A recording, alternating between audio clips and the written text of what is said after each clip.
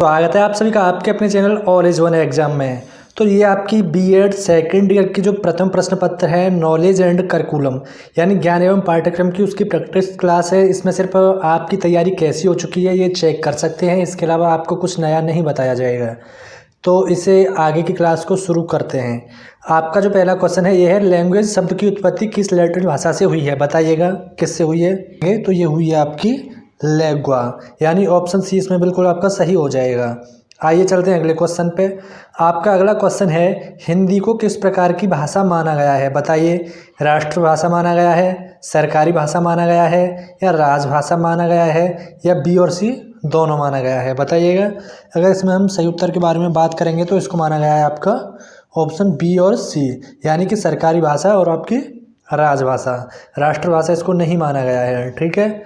आपका अगला क्वेश्चन है किसने कहा कि ध्वन्यात्मक शब्दों द्वारा विचारों की अभिव्यक्ति ही भाषा है, बताइए किसने कहा है। तो ये बोला है आपका ऑप्शन ए यानी कि क्रॉच ने, ठीक है। आपका अगला क्वेश्चन है भारत की जितनी प्रादेशिक भाषाएं हैं वे किस भाषा से उपजी हैं, बताइए किससे उपजी हैं। संस्कृत से, या असमिया से, या बंगला से, या कन्नड़ से। अगर इसमें सही उत्तर के बारे में बात करेंगे तो ये उपजी हैं आपकी संस्कृत से। आपका अगला क्वेश्चन है महर्षि दयानंद सरस्वती ने हिंदी को किस प्रकार की भाषा माना। अगर बात करें इनके बारे में तो इन्होंने माना है इसको आर्य भाषा, ऑप्शन बी आपका बिल्कुल सही हो जाएगा। आपका अगला क्वेश्चन है भाषा के संबंध में कौन सा कथन सही नहीं है। तो भाषा के संबंध में आपका जो है भाषा स्थायी होती है, ये कथन आपका सही नहीं है। आपका अगला क्वेश्चन है विदेशी भाषाओं में किन भाषाओं की गणना की गई, बताइएगा। तो इसमें जो आपका सही उत्तर हो जाएगा ये हो जाएगा उपयुक्त सभी की, यानी जापानी, चीनी, फ्रांसीसी, रूसी और स्पेनिश से अंग्रेजी, ठीक है। आपका अगला क्वेश्चन है प्रयोग की दृष्टि से भाषा के कितने रूप हैं, बताइएगा। तो प्रयोग की दृष्टि से आपके जो भाषा के रूप हैं ये हैं आपके 7 रूप, यानी ऑप्शन डी आपका सही हो जाएगा। आपका अगला क्वेश्चन है प्राचीन भाषा को किस नाम से जाना जाता है। तो प्राचीन भाषा को जाना जाता है मूल भाषा के नाम से, ऑप्शन बी आपका सही होगा।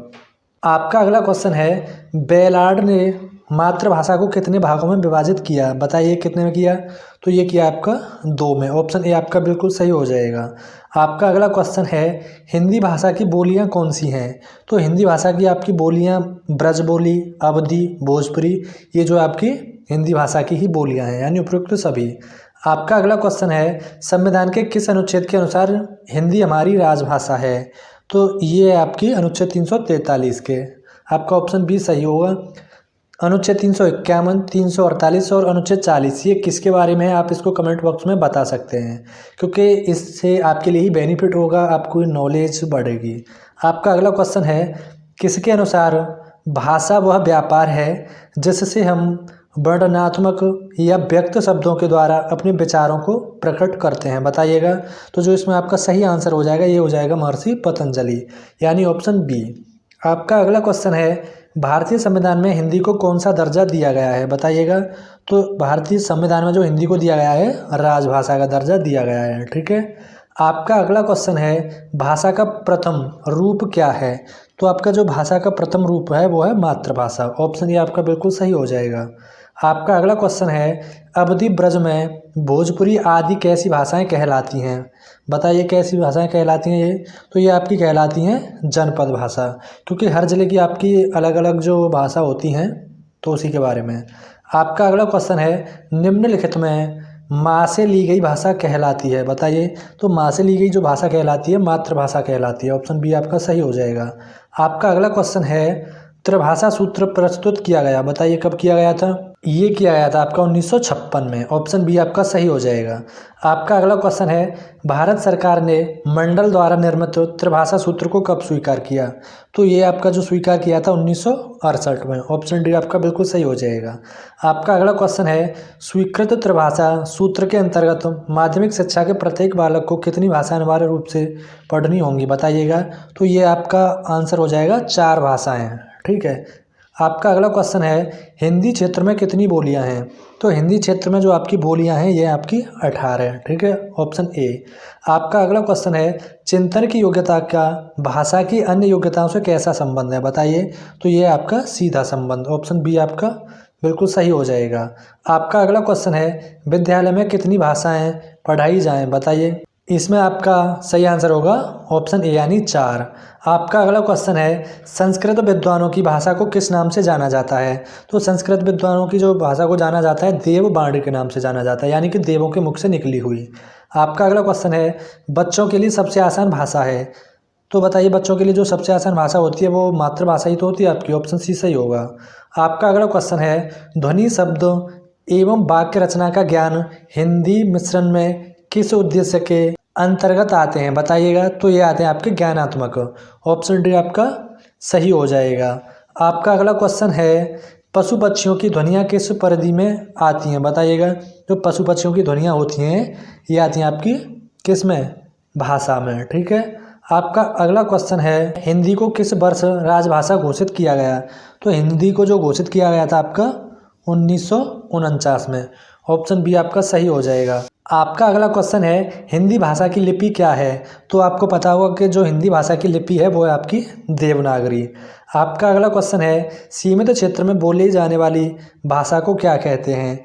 तो जो इसको बोला जाता है क्षेत्रीय भाषा बोला जाता है, ऑप्शन डी आपका सही हो जाएगा।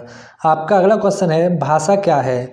तो भाषा जो है आपकी भाव व्यक्ति का माध्यम और सांकेतिक भाव व्यक्ति है, यानी ए और बी दोनों सही हो जाएगा। आपका अगला क्वेश्चन है, छात्र द्वारा किए गए वाचन को क्या कहते हैं? तो इसको जो बोला जाता है व्यक्तिगत वाचन बोला जाता है। आपका अगला क्वेश्चन है, व्यक्तिगत वाचन के पहले की प्रक्रिया क्या कहलाती है? तो व्यक्तिगत वाचन के जो पहले की प्रक्रिया होती है वो कहलाती है आपकी सामूहिक वाचन। ठीक है। आपका अगला क्वेश्चन है, ये है, किस प्रक्रिया से छात्रों में योग्यता विकास तथा ज्ञानार्जन का विकास होता है? तो ये होता है आपका गहन अध्ययन से, ऑप्शन बी आपका सही हो जाएगा। आपका अगला क्वेश्चन है, निम्न में वाचन की विधियां कौन सी हैं? तो ये है आपकी उपयुक्त सभी, यानी स्वरोच्चार विधि, संयुक्त विधि और कविता विधि। ठीक है, ऑप्शन डी सही होगा। आपका अगला क्वेश्चन है, लिखित भाषा की इकाई क्या है? तो लिखित भाषा की जो इकाई है वो है वर्ण होती है। ठीक है, ऑप्शन ए। आपका अगला क्वेश्चन है, लिखित भाषा के अंतर्गत भाषा किस रूप में रहती है? तो इसमें जो आपका सही आंसर हो जाएगा ये हो जाएगा स्थायी रूप में, ऑप्शन ए। आपका अगला क्वेश्चन है, हिंदी में मौखिक या लिखित रचना के अभ्यास से किसका अभ्यास होता है? तो ये जो आपका अभ्यास होता है वाक्य रचना का अभ्यास होता है, ऑप्शन सी आपका सही हो जाएगा। आपका अगला क्वेश्चन है, श्रुति लिपि की कितनी विधियां हैं? तो इसकी जो विधियां हैं ये आपकी 4 विधियां। ठीक है। आपका अगला क्वेश्चन है, निम्नलिखित में से श्रुति लिपि के भेद क्या हैं? बताइए क्या हैं? तो ये आपके उपयुक्त सभी, यानी अध्यापक का उच्चारण स्पष्ट हो, बालकों के पास उचित लेख सामग्री हो और छात्र को ठीक आसन पर बैठाया जाए। ठीक है। आपका अगला क्वेश्चन है, व्याकरण एवं रचना किसके रूप हैं? तो व्याकरण और रचना जो आपके रूप हैं भाषा के ही रूप हैं, ऑप्शन सी सही होगा। किस अभिव्यक्ति में व्यक्ति लिखित रूप से कार्य करता है? तो इसका जो सही आंसर होगा ये हो जाएगा आपका ऑप्शन बी यानी मौखिक। आपका अगला क्वेश्चन है, लेखक कौशल में श्रुतिलिपि प्रतिलिपि कौन सी अवस्थाओं की विधियां कहलाती हैं? तो बताइए किसकी कहलाती हैं? ये कहलाती हैं आपकी तृतीय की। ठीक है, ऑप्शन डी सही हो जाएगा। आपका अगला क्वेश्चन है, कविता शिक्षण के कितने उद्देश्य बताए गए हैं? तो इसके जो उद्देश्य बताए गए हैं 11 बताए गए हैं, ऑप्शन ए आपका सही हो जाएगा। आपका अगला क्वेश्चन है, कहानी सुनने वालों में किस गुण का होना आवश्यक है? बताइए किसका होना आवश्यक है? तो इसमें जो आपका उपयुक्त सभी का, यानी भाषा पर विचार, अच्छी स्मरण शक्ति और विनोदी स्वभाव। ठीक है। आपका अगला क्वेश्चन है, निबंध का पहला व मुख्य आधार क्या है? तो निबंध का जो पहला मुख्य और आधार है ये आपका भाषा। आपका अगला क्वेश्चन है, भाषा शिक्षण में व्याकरण के कितने स्वरूप होते हैं?